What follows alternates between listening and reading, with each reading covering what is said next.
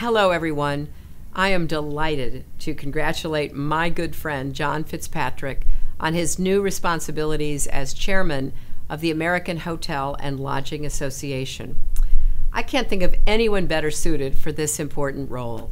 John embodies the tradition of Irish hospitality with his wide smile, big heart, and boundless generosity. Everyone feels at home whenever he's around and whenever they visit one of his hotels. I know I certainly do. John also understands how important the hospitality industry is to our country's economy and our relations with the world. Travelers spend an average of $2.2 billion each day in the United States, which helps support more than 7.5 million travel and tourism jobs. This is an industry devoted to helping people do business, stay connected with family, enjoy life, and see the world. You are our face to foreign visitors and a representation of America's open door. As someone who's done quite a bit of traveling myself, nearly 1 million miles over the past 4 years, I deeply appreciate the warm welcome you offer each and every day. So thank you for everything you do on behalf of our country. And congratulations, John, on this great honor. You so richly deserve it, my friend. Wow, John, endorsements don't come any better than that. So listen, this is a tremendous honour for you and for the Fitzpatricks. Indeed, it's a great honour for Ireland, first Irishman to head up the American Hotel and Lodging Association. After such a brief period in America, tell us a little bit about the Fitzpatricks and how they got started in the hotel business out here. We know all about you at home, of course. Yeah, well, it started back in 1991 when we opened the first hotel here, the Fitzpatrick Manhattan, where you are today. And we then moved on and we bought the Fitzpatrick Grand Central in 1997, and moved on again to Chicago, and I since sold that. So we're here about 20 years. And I got involved with the American Hotel and Lodging way back at the very beginning, through mainly the New York Hotel Association, and by being a member of that, you automatically become a member of AH&LA, which is the American Hotel and Lodging. So it's 20 years, but you know, it's like anything else, it flew by. Yeah, well listen, it's a tremendous honour, as I said at the outset. The American Hotel and Lodging Association, it's been around a long time, founded I think in 1910.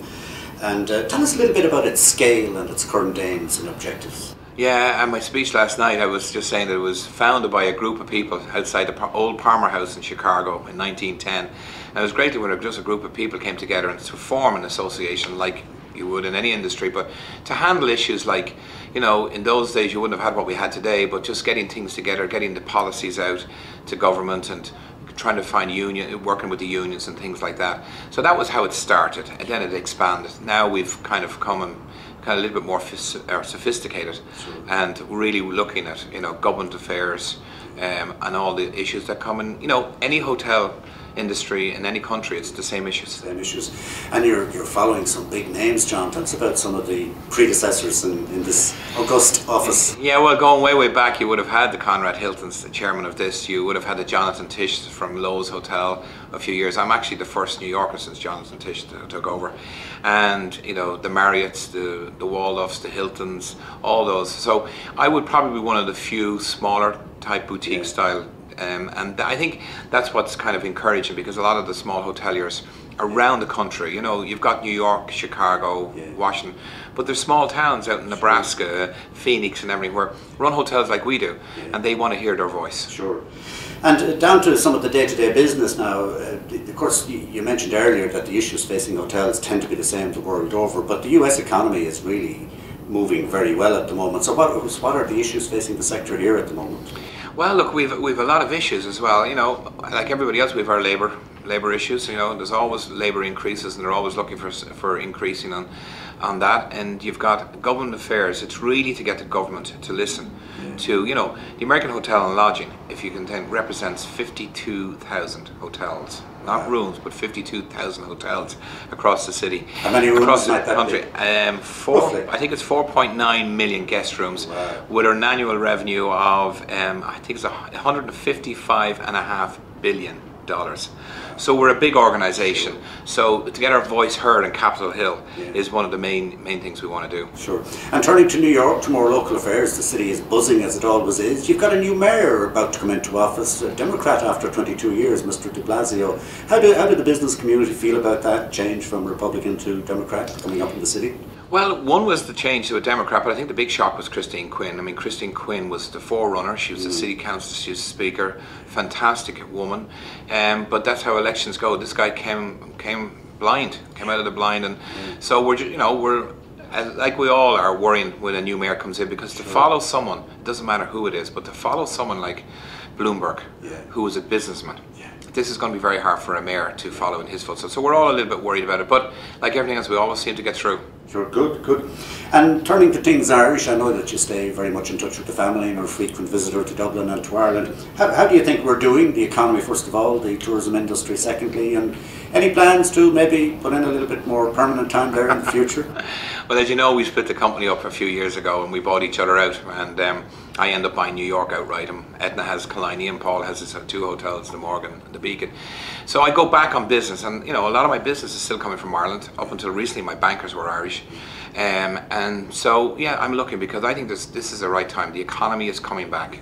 We can see it. I think the Irish people were in denial when we went into the recession, but I think they're beginning a little bit in denial about coming out. We're not out, or not anywhere near it, but from an outsider looking in, there's definitely signs. In certain spots, I can see Dublin being great. The rest of the country is still slow, but I think it will come, because it's like everything else. The States is back. It's 100% back. We would say, I was just talking to our own financial guys earlier today, and I said, lads, we're already a year and a half into the come out. So we know it's a 5-year cycle or a 6-year cycle, so we're there. We ran 92% from last July to this June this year, and so doesn't get a whole lot better than that. Well, there's not much room, so now our focus is getting the rates up and getting a better yield. But as far as Ireland's concerned, I think it's coming back. Got to be careful. Talking to Brian Stack from CIE recently, he says to me they can't get a hotel room next summer in the west of Ireland. So I think it's coming back, and we all just have to be positive and go with it. That's terrific, John. Well, thank you for talking to us. We'll be watching your term of office. 2 years, I gather, is your term of office. And the very best of luck with that. And thank you for the great honour you've brought to your industry and to your friends back in Ireland. Well, Eamon, thanks very much.